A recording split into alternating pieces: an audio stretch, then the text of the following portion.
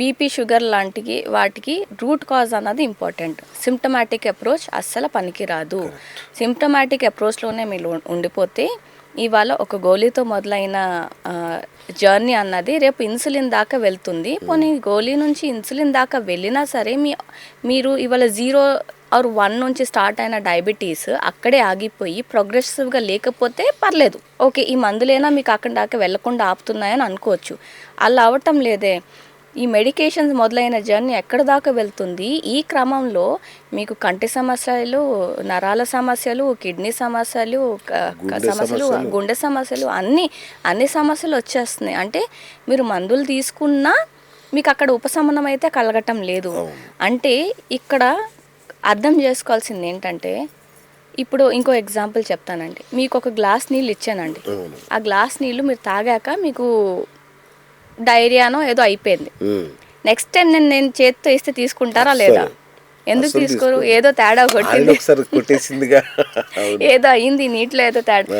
అలాంటప్పుడు పదే పదే అదే ఫుడ్ తింటున్నారు, ఆ షుగర్ కాస్త కంట్రోల్ కావటం లేదు, వెయిట్ పెరిగిపోతుంది. అలాంటప్పుడు కామన్ సెన్స్ అప్లై చేయాలి కదా.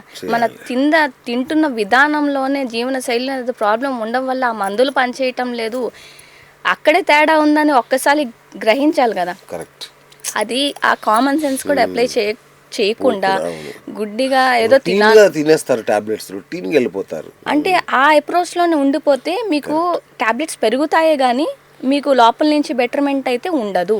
ఓకే. సో మీరు టాబ్లెట్స్ హెల్ప్ తీసుకున్నా for time being me symptoms ఎక్కువ ఉన్నాయి, దాన్ని భరించలేకపోతున్నారు, దానివల్ల అవుట్కమ్స్ రిపర్కషన్స్ ఎక్కువ అవుతున్నప్పుడు మీరు సిమ్టమాటిక్ అప్రోచ్కి మెడిసిన్స్ తీసుకున్నా, మీరు డైట్ అండ్ లైఫ్ స్టైల్ చేయకపోతే మాత్రం ఈ టాబ్లెట్స్ పెరుగుతాయి. దానివల్ల పెరిగితే పెరిగింది, డిస్ఫంక్షనింగ్ అన్నది ఆగి ఉంటున్నా పర్లేదు, అది ఆగదు. ఇవాళ ఒక్క డ్యామేజ్తో మొదలైంది, రేపు 2 డ్యామేజ్లు, 2 ఆర్గన్లు, 3 ఆర్గన్లు, ప్రతి సెల్ డ్యామేజ్ అయ్యే ఛాన్సెస్ కాదండి. సో జనరల్ చాలా మంది ఏమనుకుంటారంటే డయాబెటీస్ ఆర్ మెడికేషన్స్ వల్ల సైడ్ ఎఫెక్ట్స్ వచ్చేసాయి. మెడికేషన్స్లో కొంత సైడ్ ఎఫెక్ట్స్ ఉంటాయి, కానీ diabetes is enough to cause you kidney damage చేయడానికి. అంటే వీటి కోసం మనం మందులు వాడుతున్నాం కదా, వాడుతున్నా ఎందుకు పాడవుతాయి అవి? అదే సార్, నేను అదే అంటున్నాను, వాడుతున్నా ఎందుకు పాడవుతున్నాయి అంటే మీ తిండి అలవాట్లు చూడండి ఒకసారి. ఓకే. అంటే ఇంకో ఎగ్జాంపుల్లా చెప్పాలంటే నది ఓవర్ఫ్లో ఎక్కున్నప్పుడు మీ ఆనకట్ట కూడా అంత దాన్ని తగ్గట్టుగా కట్టాలి. గోదావరి నదికి ఇంత చిన్న ఆనకట్ట కట్టారనుకోండి, అది దాని ఫ్లోని ఏం కాస్తుంది చెప్పండి, బాగా వరదలు ఉన్నప్పుడు. సో మీరు మందులు వాడుతున్నా అక్కడ ఏం చేస్తున్నారు, మందులు వాడుతున్నాం కదా అదేదో పెద్ద అదొక మ్యాజిక్ వ్యాండ్లా పనిచేస్తుందిలే, మందులు వేసుకుంటే చాలు, మనం చేయాల్సింది ఏమీ లేదు, వేసేసుకుంటున్నాం కదా మందులు చాలు అన్న ఆ మైండ్ సెట్లో వెళ్ళిపోయి మీ డైట్ మీద మీకు కంట్రోల్ ఉండటం లేదు, మీ లైఫ్ స్టైల్ మీద మీరు కంట్రోల్ కోల్పోతున్నారు. అందుకే ఆ మందులు పెరిగిపోతున్నాయి, డిస్ఫంక్షనింగ్ పెరిగిపోతుంది, ఇక్కడ మీకు రోగం కూడా తగ్గమొహం పట్టడం లేదు. సో మందుల ప్రాబ్లం కాదండి, మీరు మీ జీవన శైలి, మీ డైట్ అండ్ లైఫ్ స్టైలే ప్రాబ్లం. అసలు అది తగ్గించుకుంటే సిమ్టమ్స్ తగ్గే కొద్దీ ఆ మందులు తగ్గవా చెప్పండి, తగ్గించరా చెప్పండి. మీరు ఇవన్నీ చేయకుండా ఉండడం వల్ల ఆ సిమ్టమ్స్ పెరిగే కొద్దీ వాళ్ళకి ఇంకొకటి యాడ్ చేసుకునే అవసరం ఉంటుంది. అయితే ఏం జరుగుతుందంటే షుగర్ అనగానే అన్నం మానే అంటున్నారు, బీపీ అనగానే ఉప్పు మానే అంటున్నారు. నిజంగా ఇట్లా చేస్తే అంటే అది కామన్గా జరుగుతుందండి. మరి డాక్టర్లు చెప్తున్నారా, యూట్యూబ్ చెప్తున్నా నాకు తెలియదు, కానీ మొత్తానికైతే జరుగుతుంది. దీనివల్ల న్యూట్రిషియస్ డెఫిషియన్సీ రాదా? చాలా మంచి క్వశ్చన్ సార్.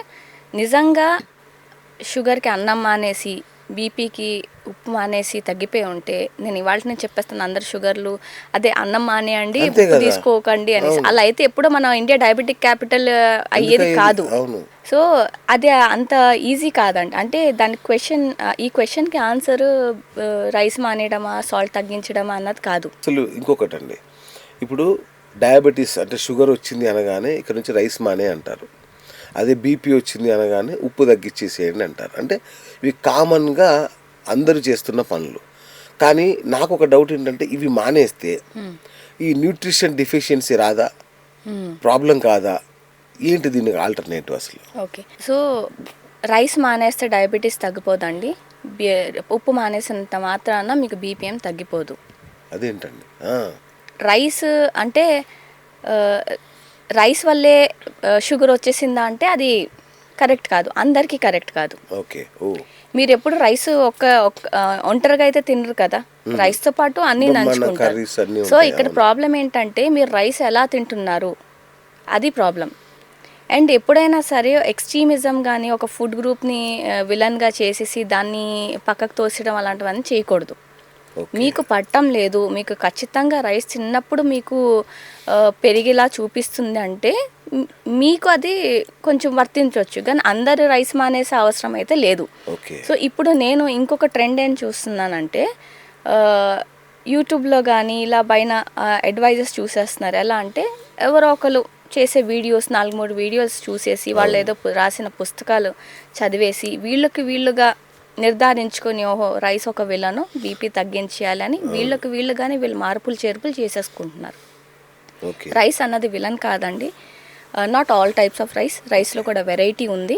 మీరు సింగిల్ పాలిష్డ్ రైస్ దాన్ని ఫైబర్ లేకుండా తింటే మాత్రం అది కొంచెం షుగర్ స్పైక్ ఎక్కువని ఇస్తుంది. కానీ ఎవరు రైస్ ఊరికనే అన్నం మెతుకులు ఎవడు తిండు, దాంతోపాటు కూరలు కానీ పప్పులు కానీ మాంసం కానీ ఏదో ఒక కానీ నడుచుకుంటావు.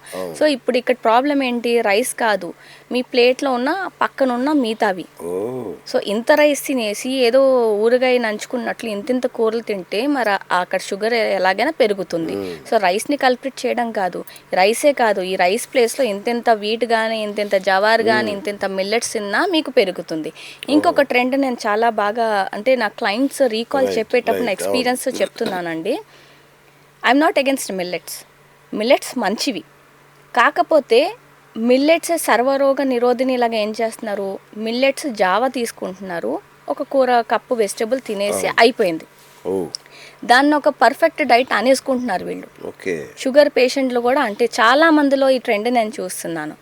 అంటే మిల్లెట్ జావ తీసుకోవడం వల్ల ఖచ్చితంగా మీకు కార్బ్ ఇంటేక్ అన్నది తగ్గింది, ఫైబర్ యాడ్ అయినందుకు మీరు వెయిట్ లాస్ అయితే అవుతారు, కానీ మీల్ అన్నది ఫుల్గా కాదు, అది కంపోజ్డ్ కాదు.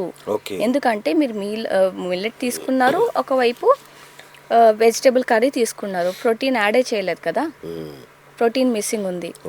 ఇంకా కొంతమంది అయితే అంటే ఇలా 4-3 వీడియోలు చూసేసి వాళ్ళతో ఇన్స్పైర్ అయిపోయి పచ్చి వెజిటేబుల్స్ అనేసి ఆయిల్ లేకుండా, when I ask them oil ఎందుకు వేయటం లేదండి అంటే ఆల్రెడీ కొవ్వు ఉంది కదండి మనకు ఆయిల్ ఎందుకన్న ఎక్స్ప్లెనేషన్ వాళ్ళగానే. సో నేను ప్రేక్షకులకి ఇచ్చే సలహా ఏంటంటే మీరు ఎవరినైనా చూసి ఇన్స్పైర్ అయితే మాత్రం వాళ్ళని కన్సల్ట్ చేయండి, డైరెక్ట్గా వాళ్ళతో మాట్లాడండి, వాళ్ళు వీడియోస్ చూసి ఇన్స్పైర్ అవడం కాదు. మేడం మోడీ గారు చెప్తున్నారు ఆయిల్ తగ్గించండి, తక్కువ తాగండి, తినకండి ఆయిల్, నో ఆయిల్, లో ఆయిల్, ఇట్లాంటి ఉద్యమాలు నడుస్తున్నాయి బయట. ఆయిల్ తక్కువ తినండి అని చెప్పుంటారు సార్, తినకండి అని చెప్పుంటారు కదా. అవునవును, తక్కువ తినమన్నారు, కానీ తినకూడదు, ఎంత తినాలో అంతే తినాలి. చాలా మంది ఆయిల్ లేకుండా వండుకుంటున్నారు. అవును, అంటే బాయిల్డ్ వెజిటేబుల్స్ లాగా ఒకప్పుడు చేసేవాళ్ళు, ఇప్పుడు కూడా అదే ట్రెండ్. అంటే మిల్లెట్స్ నేను క్లయింట్స్ కి చూసిన ఎయిర్ ఫ్రైయర్స్ వచ్చాయి కదా మేడం. అవును, సో ఆయిల్ అవసరం పడట్లా చాలా వాటిలో. అవునండి, ఇది చాలా ఇంపార్టెంట్ పాయింట్, అందుకే నేను చెప్పదలుచుకుంటున్నాను. ఒకటి మిల్లెట్ ట్రెండ్, మిల్లెట్ జావ తాగేస్తున్నారు, వెయిట్ లూస్ అయిపోయాం అనుకుంటున్నారు, మిగతా పోషకాలు ఎవడిస్తాడు?